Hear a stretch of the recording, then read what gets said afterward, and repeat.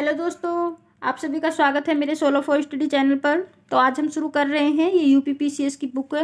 इसमें सारे पीवाईक्यू हैं, यूथ पब्लिकेशन की हैं।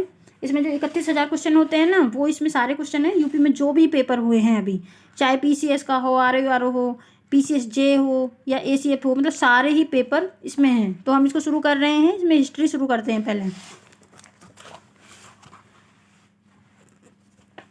मॉडर्न हिस्ट्री है ये। तो जैसे कि पहला है, फ्रांसीसी ईस्ट इंडिया के संदर्भ में निम्नलिखित में से कौन सा कथन सही है। फ्रांसीसी ईस्ट इंडिया कंपनी की स्थापना 1664 में हुई थी।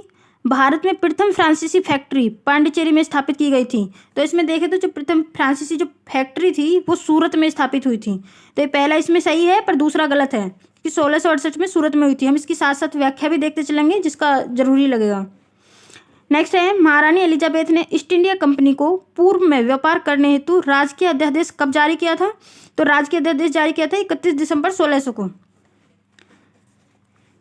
नेक्स्ट है, निम्नलिखित में से किसने 1765 में ईस्ट इंडिया कंपनी को दीवानी के अधिकार प्रदान किए। तो ये किए थे मुगल बादशाह शाह आलम द्वितीय। हमारा ये पढ़ने का मकसद पीवाईक्यू को सॉल्व करना है। आपको मैं 5 सेकंड दूंगी, आप अपना आंसर टिक कर सकते हैं। इसमें देखें तो इलाहाबाद की जो प्रथम संधि हुई थी वो 12 अगस्त 1765 में हुई थी। और ये इस टाइम जब संधि हुई तो उस टाइम पे मुगल सम्राट था शाह आलम द्वितीय। और जो दूसरी संधि हुई वो 16 अगस्त 1765 को हुई थी इलाहाबाद की। इसी में ही बंगाल, बिहार और उड़ीसा की जो दीवानी थी वो कंपनी को दे दी गई। ये अवध के नवाब शुजाउद्दौला और क्लाइव के बीच हुई थी। नेक्स्ट है, भारत में प्रथम पुर्तगाली गवर्नर। तो पुर्तगाली गवर्नर जो था ये था अल्मीडा। इसमें देखें तो भारत में व्यापार करने के उद्देश्य से आने वाले यूरोपीय कंपनियों में जो प्रथम थे वो पुर्तगाली थे। और 1498 में वास्को डी गामा भारत पहुंचा, ये प्रथम पुर्तगीज था। और भारत में प्रथम पुर्तगाली गवर्नर जो फ्रांसिस्को डी अल्मोडा, ये 1505 से 1509 तक था। पेड्रो कैब्रल जो है भारत आने वाला दूसरा पुर्तगाली था। और बाकी देखें तो अल्बुकुर्क जो है 1509 में भारत में पुर्तगाली साम्राज्य का गवर्नर नियुक्त किया गया। नेक्स्ट है, मुगल साम्राज्य के पतन के लिए जागीर संकट के सिद्धांत को प्रतिपादित करने वाले प्रथम इतिहासकार थे। तो जो प्रथम इतिहासकार थे ये थे सतीश चंद्र। नेक्स्ट है, अगर हम देखें तो जागीरदारी प्रथा की जो नींव थी ये अकबर ने रखी थी। और जागीरदार में मतलब वे मनसबदार होते थे जिन्हें नगद वेतन के बदले जमादामी मतलब अनुमानित आय जो है उसके आधार पर कुछ राजस्व क्षेत्र दिए जाते थे। इन्हें जागीर कहा जाता था। नेक्स्ट है, निम्नलिखित में से किस मुगल सम्राट ने राजा राममोहन राय को अपने दूत के रूप में लंदन भेजा था। तो ये भेजा था अकबर सेकंड ने भेजा था। ये शाह आलम द्वितीय का पुत्र एवं अंग्रेजों का पेंशनर था। और ये जब ब्रिटिश सम्राट विलियम चतुर्थ के दरबार में लंदन गए थे और 27 सितंबर 1833 को इनकी मृत्यु जो है ब्रिस्टल इंग्लैंड में ही हो जाती है। और अकबर सेकंड ने ही राजा मतलब राममोहन राय को राजा की उपाधि दी थी। नेक्स्ट देखें तो निम्नलिखित कथनों में से कौन बहादुर शाह जफर के बारे में सही नहीं है। तो ये कह रहा है कि वह बिना साम्राज्य का सम्राट था, मतलब वह कौन, बहादुर शाह जफर। दूसरा है, इब्राहिम जौक और असद उल्लाह खां गालिब उसके कविता के शिक्षक थे। नेक्स्ट है, हसन अस्करी उसके आध्यात्मिक निर्देशक थे। फोर्थ है, वह 1 लाख रुपये से कम प्रतिमाह ईस्ट इंडिया कंपनी से पेंशन के रूप में प्राप्त करता था। ये गलत है। इसमें देखें तो वो 1 लाख रुपये नहीं प्राप्त करता था, वो 15 लाख रुपये प्रति माह कंपनी से प्राप्त करता था। नेक्स्ट है, निम्नलिखित में से किस मुगल बादशाह ने आलमगीर द्वितीय की उपाधि धारण की थी। तो आलमगीर जो द्वितीय की जो उपाधि धारण की थी वो की थी अजीजुद्दीन ने बादशाह बनने पर आलमगीर द्वितीय की उपाधि धारण की। नेक्स्ट, जहांगीर शाह राजसिंहासन पर बैठा मरणोपरांत किसके। तो बहादुर शाह प्रथम के मरने के बाद जहांगीर शाह राजसिंहासन पर बैठा था। नेक्स्ट है, निम्नलिखित में से किस औरंगजेब के उत्तराधिकारी का शासन सबसे कम था। तो इसमें देखें तो जहांगीर शाह का ही शासन सबसे कम था। और इनका क्रम भी पूछ लेता है लगाने के लिए। अब हम इसमें देखें तो औरंगजेब की मृत्यु के उपरांत बहादुर शाह मुगल साम्राज्य का बादशाह बना। इसके पश्चात जहांगीर शाह बना, ये 1712 से 13 तक रहा। फिर मोहम्मद शाह 1719 से 48, फिर अहमद शाह 1748 से 54।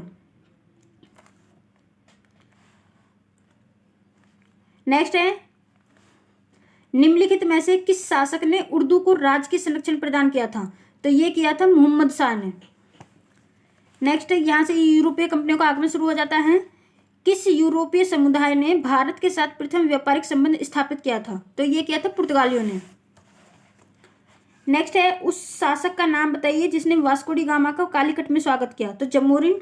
आज आपको लग रहा होगा कि बहुत इजी क्वेश्चन है, आगे देखो तो बहुत टफ क्वेश्चन है जो पूछे गए हैं। नेक्स्ट है भारत में पुर्तगाली शक्ति का वास्तविक संस्थापक कौन था? तो अल्बुकुर्क। ये जो सेकंड टाइम आया था 1509 में,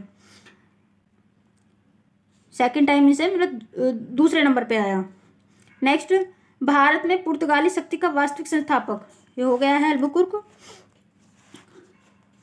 और देखें तो पुर्तगालियों ने जो प्रथम फैक्ट्री खोली थी वो 1503 में कोचीन में, और दूसरा दुर्ग खोला 1505 में कन्नूर में।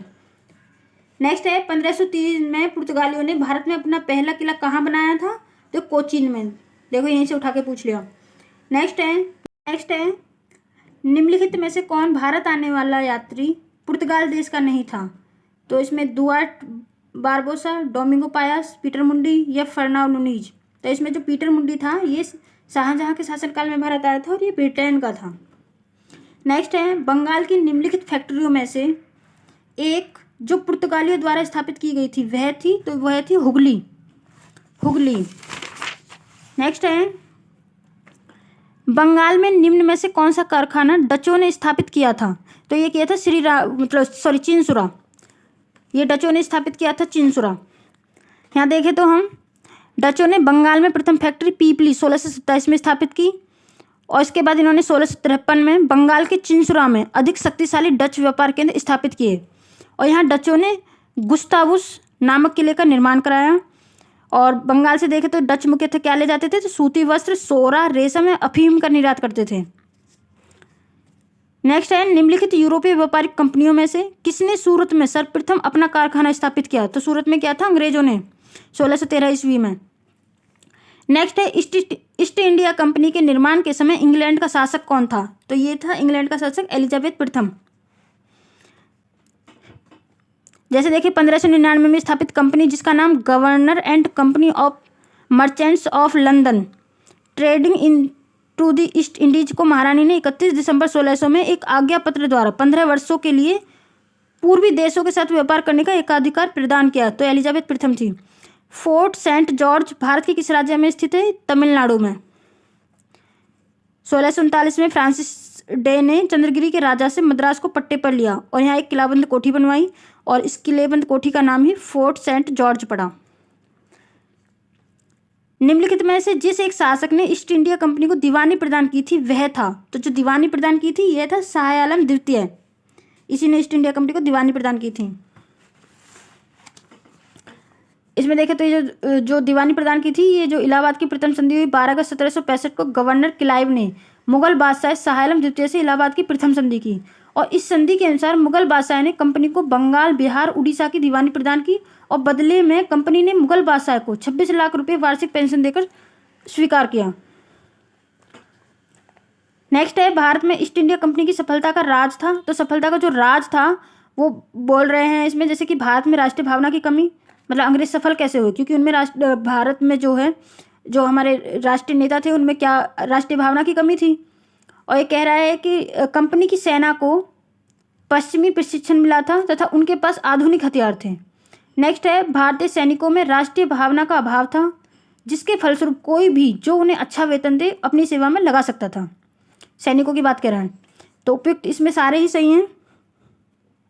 नेक्स्ट है प्रारंभ में ब्रिटिश ईस्ट इंडिया कंपनी का लक्ष्य था, तो उसका जो लक्ष्य था वो व्यापार करना, लेकिन भूभाग पर कब्जा करना नहीं था। नेक्स्ट है निम्नलिखित में से कौन से स्थान पर ईस्ट इंडिया कंपनी के शासनकाल में प्रमुख औद्योगिक केंद्र नहीं थे? तो कौन से नहीं थे? तो इलाहाबाद और ग्वालियर नहीं थे, क्योंकि जो इलाहाबाद और ग्वालियर थे ये राजनीतिक केंद्र थे, ना कि औद्योगिक केंद्र। नेक्स्ट है ईस्ट इंडिया कंपनी को सबसे पहले किसने सामान्य सीमा शुल्क के बदले 3000 रुपये सालाना शुल्क अदा करने की छूट दी थी? तो ये दी थी राजकुमार सुजा ने। नेक्स्ट है निम्नलिखित व्यापारिक शक्तियों में से किसे 1717 ईस्वी में चुंगी अदा करने में छूट दे दी गई? तो ये दी थी अंग्रेज 1717 में। अंग्रेजों ने इसे बंगाल में अंग्रेजी व्यापार का मैग्ना कार्टा बताया।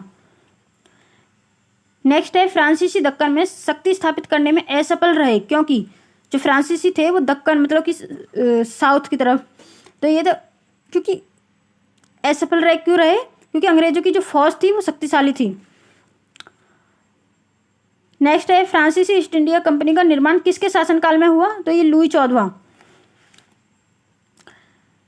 1668 में ही भारत व्यापार के लिए आई थी जो फ्रांसीसी कंपनी थी। एक्स ला सापेल 1748 की संधि के संदर्भ में निम्नलिखित कथनों में से कौन सा कथन सही है। प्रथम कर्नाटक युद्ध की समाप्ति या अंग्रेजों को मद्रास पुनः प्राप्त हुआ। तो जो एक्स ला सापेल की जो संधि है 1748 वाली जो है, इसमें ये दोनों क्वेश्चन सही है क्योंकि अंग्रेजों को मद्रास पुनः प्राप्त हो गया था और प्रथम कर्नाटक युद्ध की समाप्ति हुई थी। देखो ये वाला क्वेश्चन कितना रिपीट हुआ है, अभी यूपीपीसी 2020 में पूछा हुआ है और उससे पहले ये 2008, 2010 और 2002 में आया है। नेक्स्ट है वांडीवास के युद्ध में, मतलब जो 1760 में हुआ था, तो उसमें जो ब्रिटिश थे उन्होंने फ्रेंच को हराया था, फ्रांसीसियों को हराया था। नेक्स्ट है नीचे दिए गए कथनों पर विचार कीजिए और एक को अभिकथन ए तथा दूसरे को कारण नाम से अंकित किया गया है। तो जैसे देखें, भारत में फ्रांसीसी कंपनी असफल हो गई। नेक्स्ट है फ्रांसीसी कंपनी में संरचनात्मक कमजोरियां थी। तो इनको हम कैसे सॉल्व करते हैं, इसमें और या इसलिए या क्योंकि इन शब्दों का यूज किया जाता है। जैसे कि भारत में फ्रांसीसी कंपनी असफल हो गई क्योंकि फ्रांसीसी कंपनी में संरचनात्मक कमजोरियां थी। तो इसका ये दोनों ही सही है, मतलब ए और आर दोनों सही है और आर जो है ए की व्याख्या करता है। नेक्स्ट है लंदन में ब्रिटिश इंडिया कंपनी के गठन के समय भारत का निम्नलिखित में से कौन बादशाह था। जब लंदन में ब्रिटिश इंडिया कंपनी की जो गठन हुआ था उस समय भारत में कौन बादशाह था, तो उस टाइम पे था अकबर।